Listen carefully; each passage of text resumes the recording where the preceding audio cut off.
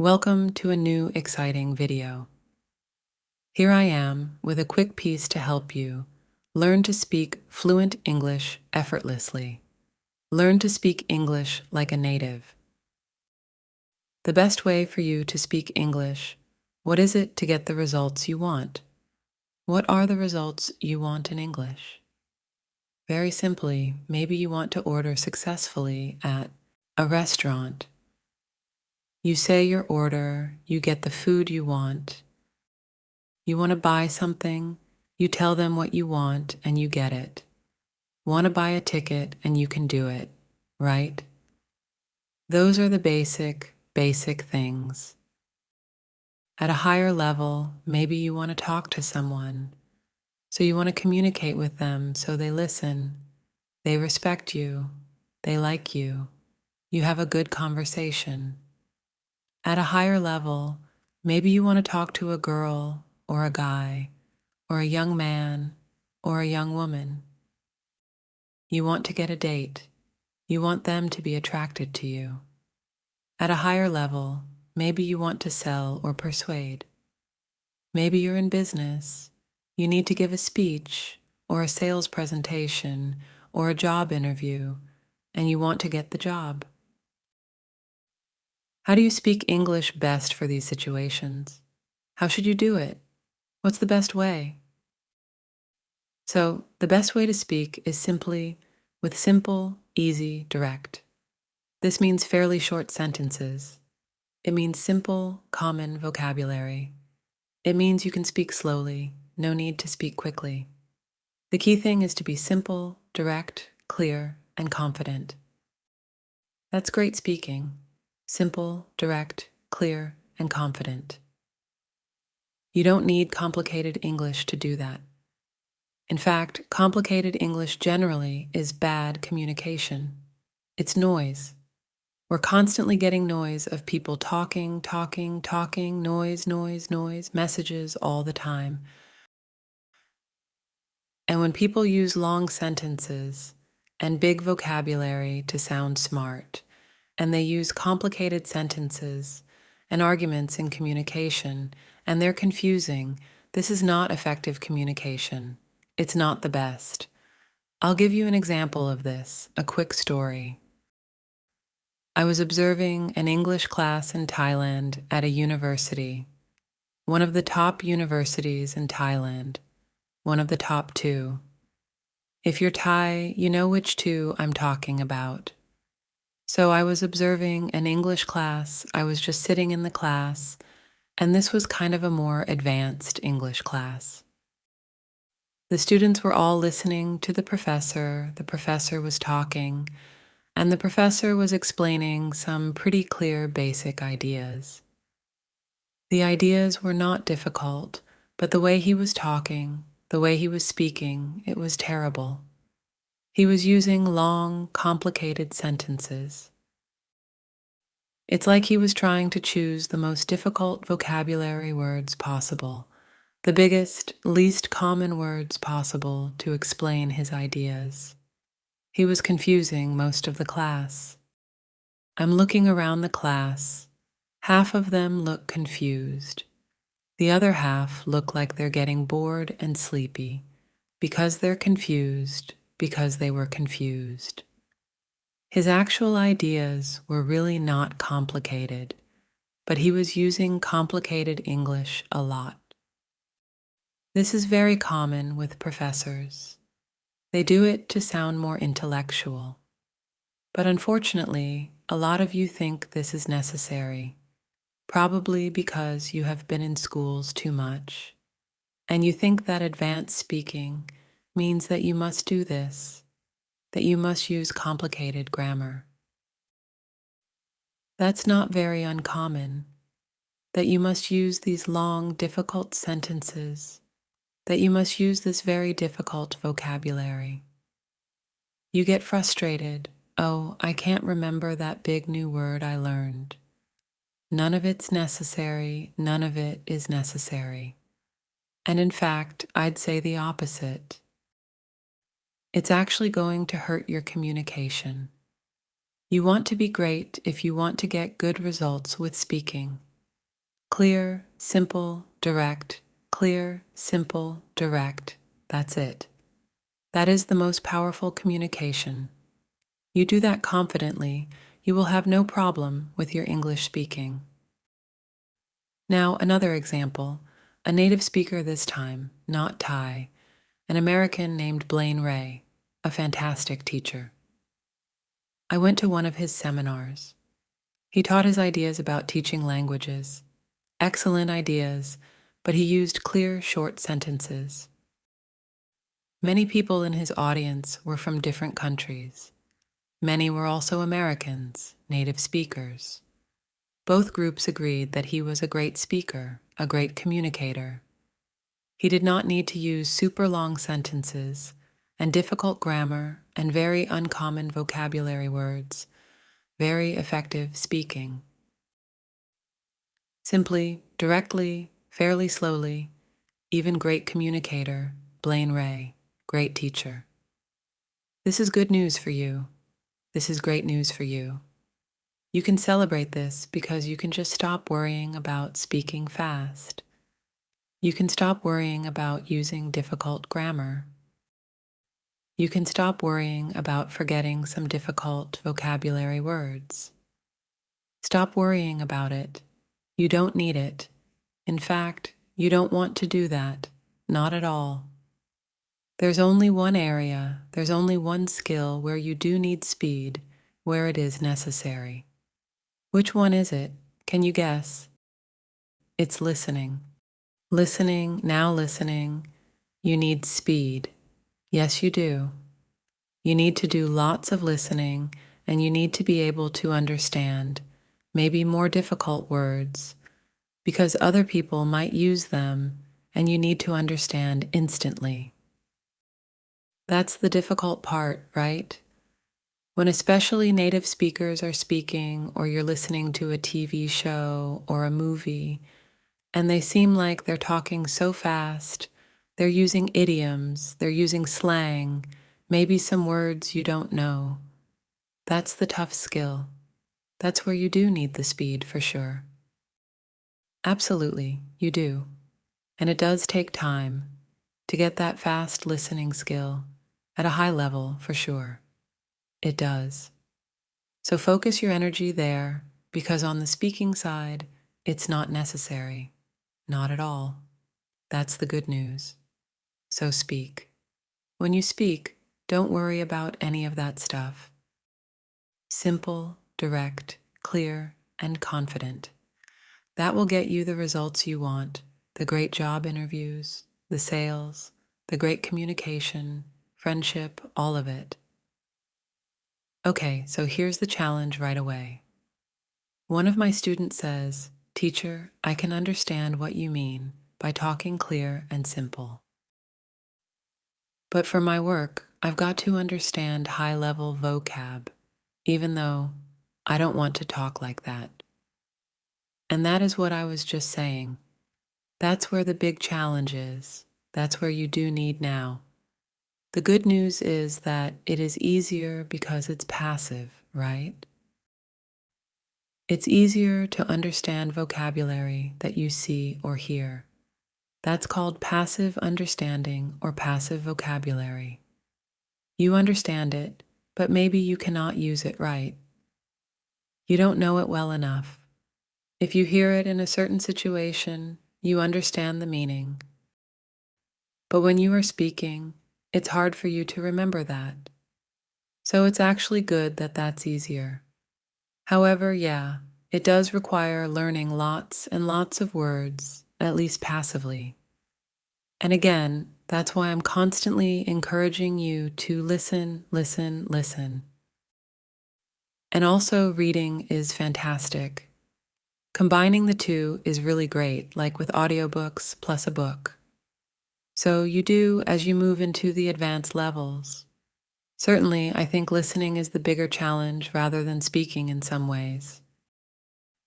You can speak very effectively with simple vocabulary and short sentences. Absolutely, you can. I do it all the time. But to really understand well, you do need a lot more vocabulary for listening and reading at least. So, yes, good points. I'm not telling you it's all easy. I'm just saying that the speaking part, you can relax a bit, okay? Okay. How can you learn from this channel? I was kind of joking about that, actually. You know, you decide. You decide that you think I care. You're advanced here. You've achieved all your goals with speaking, and you can say you graduated. Okay, okay. Now, of course, here's the other issue with the other challenge that is pronunciation. I think my biggest problem is vowels. They are tricky. What do you suggest for that, right? So, this is where, for speaking for the skill of speaking, that's where you probably should focus most of your energy. Once you can use simple, once you are good at using simple language, the next big challenge becomes pronunciation. Why is pronunciation important? Well, it's just it's the clear part, right? Is it simple, direct? Clear means everybody understands you. So, what's the problem if you have a strong accent from your own country? I mean, there's nothing wrong with it. It doesn't mean you're a bad person or something, but it just means you probably are less understandable to most people. Maybe people in your country might understand you, but if you're Italian and you have a super Italian accent, right? Super strong, maybe Italians might understand you when you speak English. But, Germans may find it kind of difficult. Americans maybe would really have trouble. Japanese might really, really, really have trouble understanding you. It's just that strong accent, meaning farther from the standard accent, makes you more difficult to understand. If you have the most common accent, a very standard, very, very, very standard common accent, such as the standard North American accent, which is mine, or also a standard British accent, that kind of BBC type of accent. Those are so common, they're in the media everywhere, that most people in the world understand those accents very clearly. That's why pronunciation is important. That's where really the advanced challenge for speaking is not so much in vocabulary and grammar, it's really more in the pronunciation part. As for vowels, you can use the shadowing technique that I've mentioned.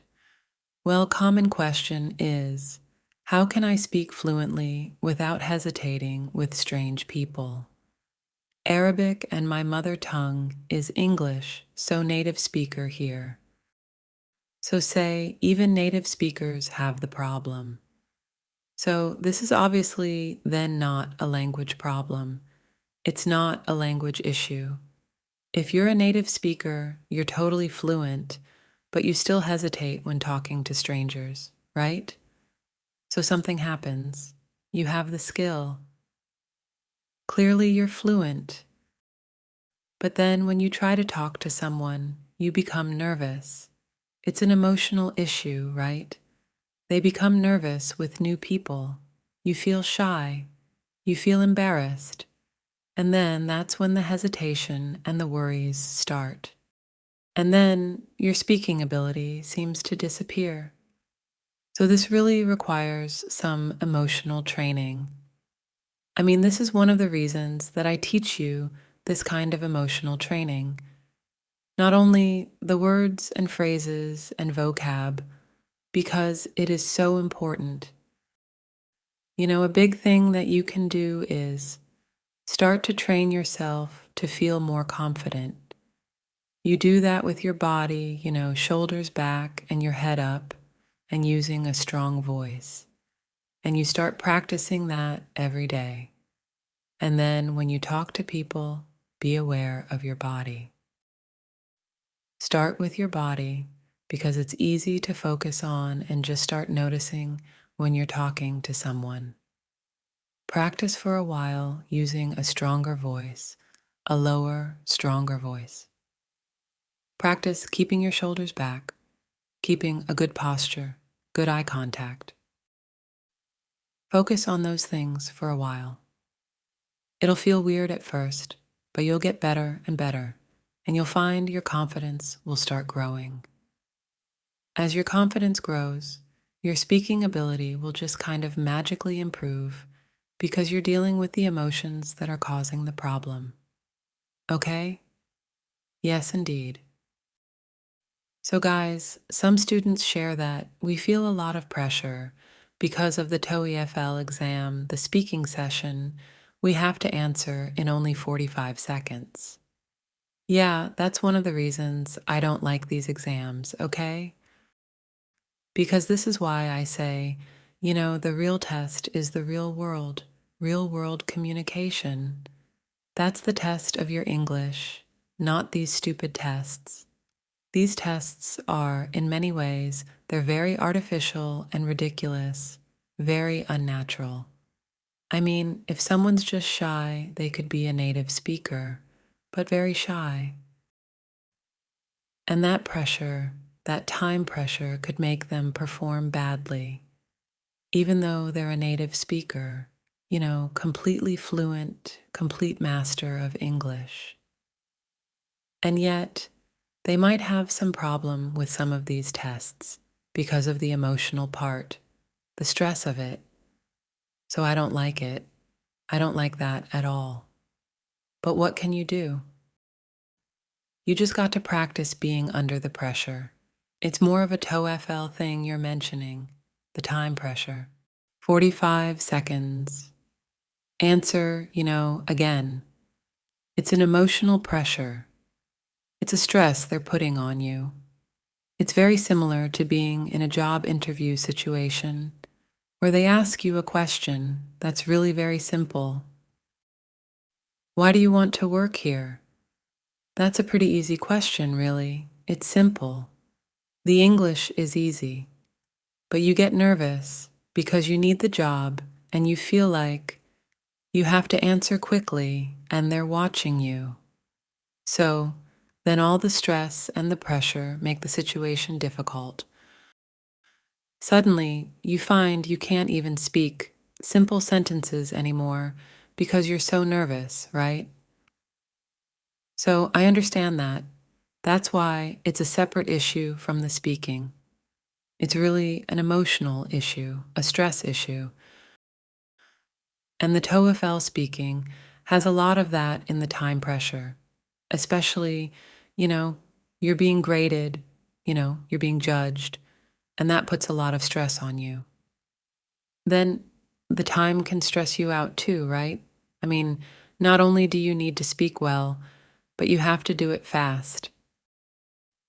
These are unnatural situations, I think, but I don't think they're really measuring fluency. But anyway, that's what they do. So you have to just practice. When you're practicing for something like the TOEFL, use a timer. Get used to doing it. It's unnatural, but sometimes you need those tests. You just have to perform for the test. I don't like it, but it's sometimes necessary.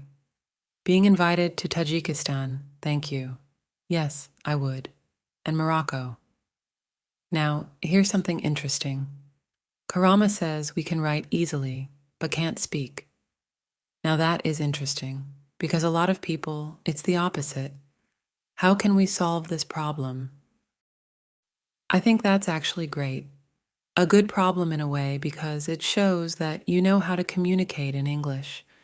You know how to create good sentences and correct sentences. You know how to communicate your idea as well. So probably it's a speed issue, right? And emotional again, it means you have the ability. But maybe the hard part for you with speaking is you feel the pressure to do it quickly. Getting the words. The other problem might be that you've been reading a lot, and so making the sounds is a little difficult. So my first suggestion, like always, would be lots and lots of listening so you get used to the sounds. get used to the verbal language, right? The audio of the language instead of with your eyes, with your ears, using your ears. The second thing you could do is read aloud. Write something since you feel very confident with your writing. Write something out and then read it out loud in a strong voice. You can record yourself reading even and then listen to it. See how it sounds. Little things like that should be enough for you.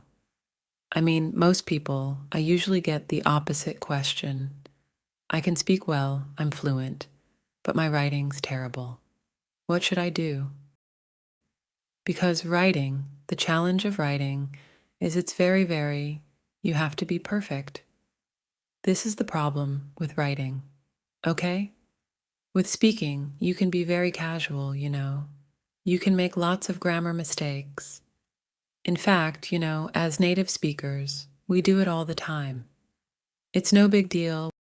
We'll say, I speak fast. It's not exactly correct, We will use adjectives instead of adverbs, and we use short little sentences that are not complete sentences. We do all kinds of things when we speak that are perfectly acceptable, but that are not acceptable with writing. With writing, the rules are much stricter. So, you should feel good that you're a good writer. That's great.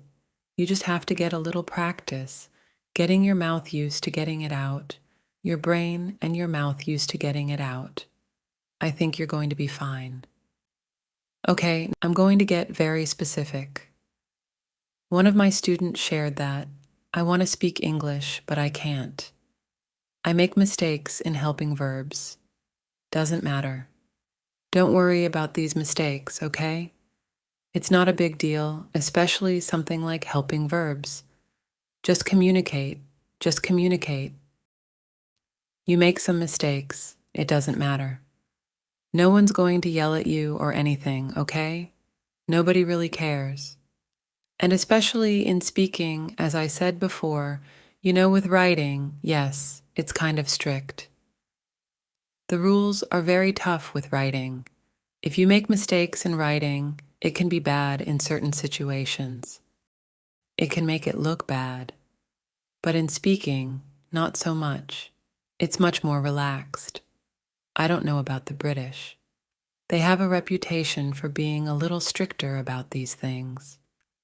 But North Americans, meaning Americans and Canadians, are very casual about these things. I think the Australians are also quite casual about it, okay? We don't care if you make a grammar mistake. We don't care, okay? So relax. Of course, you want to improve, I understand this. But don't let it stop you from communicating. It's okay. Alexa, I make grammar mistakes, and I'm mistakes. Every single native speaker does. Everyone. I wouldn't even call it mistakes, because it's just sort of like our natural casual language is to break many rules of grammar. We do it a lot. We do it all the time. We break rules of grammar in speaking. It's a very different kind of thing, okay? It's much more loose and relaxed in speaking than in writing. They don't teach you this in school, but it's true. Well, you guys would like to know who would have good advice, who has a good voice to imitate, like an actor or someone with a clear accent. A voice we can find a lot on the internet. Well, really any actor whose voice you like. You really should choose someone that you like. You like the sound of their voice. And probably, too, you like their style. Kind of their personality. My point is, you need to really choose someone that fits you. You say, I like that person. I like their style. It kind of fits mine. You can use me if you like, if you're more motivational and enthusiastic. So really, your choice. Just be sure that, choose some people who have standard accents,